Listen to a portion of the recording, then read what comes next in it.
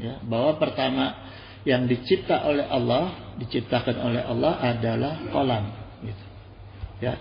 Karena belum pernah ada yang diciptakan, makanya pakai qalam. Yang pertama kali diciptakan adalah qalam gitu. Faqala lahu uktub gitu. Kemudian Allah berfirman kepada qalam, uktub, tulislah gitu, ya. Qala, bertanya qalam itu kepada Allah, Rabbi wa maza aktubu gitu.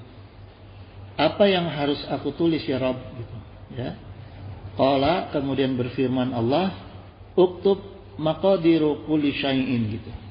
Allah berfirman, tulislah takdir yang telah terjadi maupun yang akan terjadi, hatta taqumus saah, sampai hari kiamat gitu. Jadi semua makhluk itu sampai hari kiamat dituliskan oleh Allah.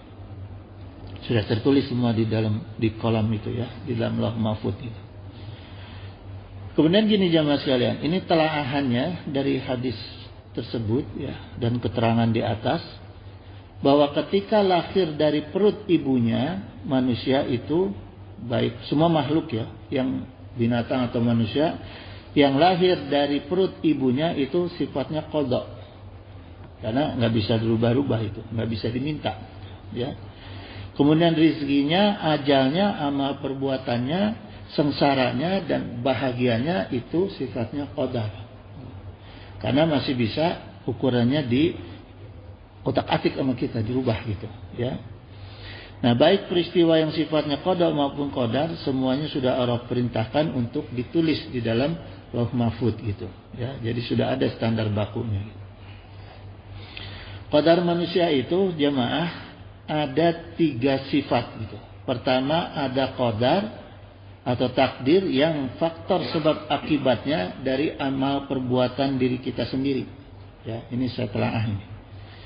Misalnya gini, faqalallahu ta'ala, ya ayyuhallazina amanu ittaqullah, hai orang-orang yang beriman bertakwalah kepada Allah, wal tanzur nafsum ma qadamat lighad gitu. Ya.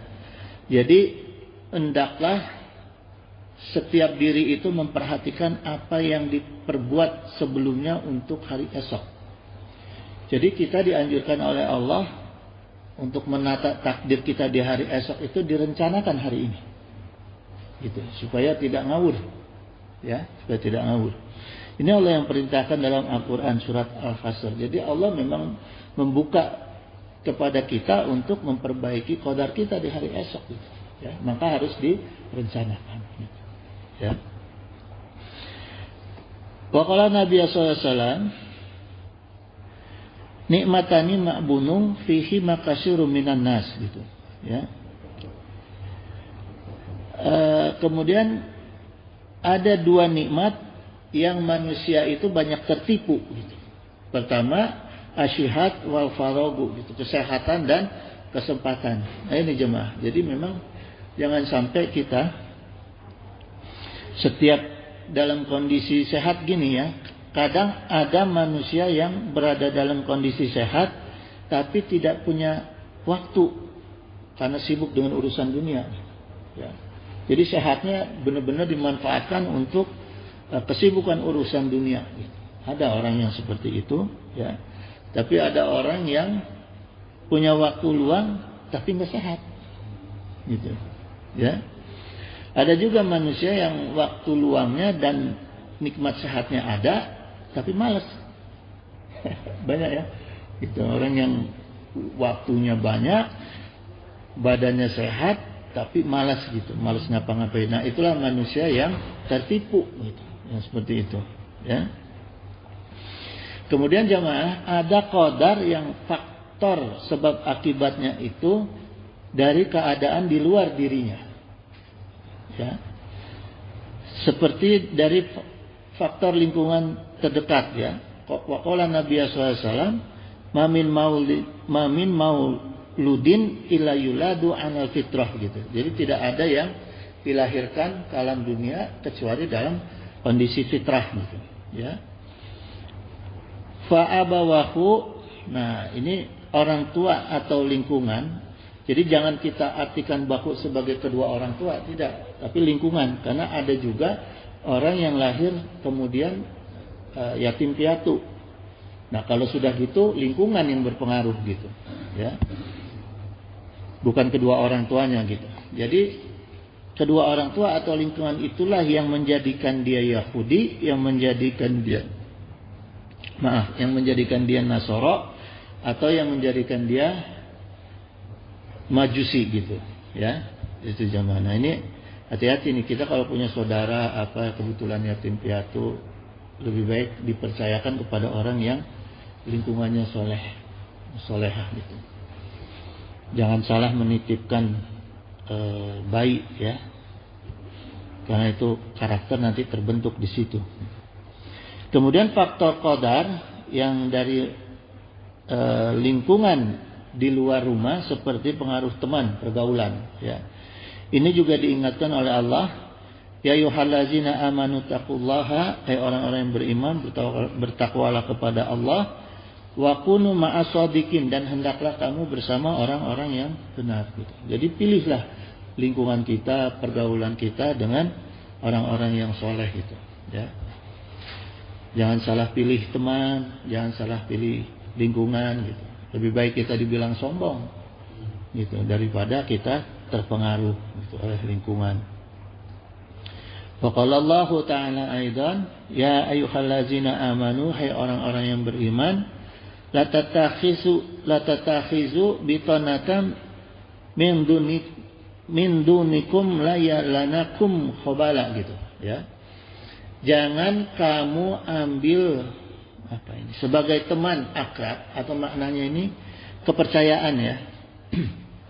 Bitonatan ini kepercayaan dari orang-orang yang di luar kalangan kamu. Maksudnya ini orang-orang kafir, ya. Maksudnya jangan ambil orang-orang kafir itu menjadi kepercayaan.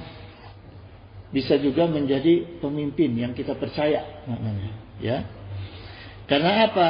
Wadu ma'anittum, kalangan orang munafik, orang fasik, orang kafir itu selama ini, firman Allah nih, ya, mereka selalu menginginkan kalian itu menderita, ya, gitu.